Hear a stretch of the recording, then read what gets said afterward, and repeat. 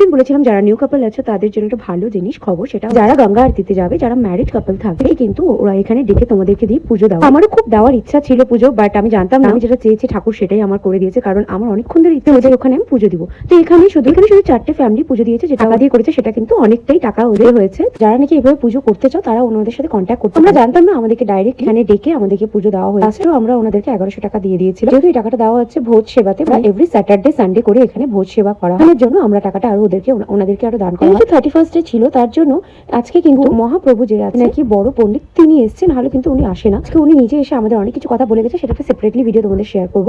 जोरदार आवाज में राधे राधे का नारा लगाए, राधे राधे। सालों से यह कार्य भी हो रहा है, इसके पहले नहीं होता था, 2 साल से ये भी हो। आज हम लोग माँ के तट पर शुभकामनाओं के साथ मैया की विश्वनाथ की पार्वती आनंद वो है माँ गंगा। तक आनंद ही आनंद, 80 घाट से लेकर के नमो घाट तक। कर्पूर गौरम बकारम कंदी देवा अन्नपूर्णा मैया की, काल भैरव भगवान की,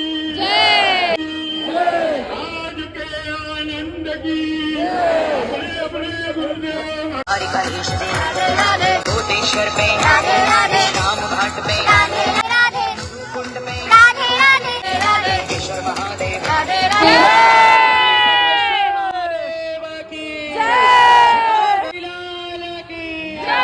जानकी नायक।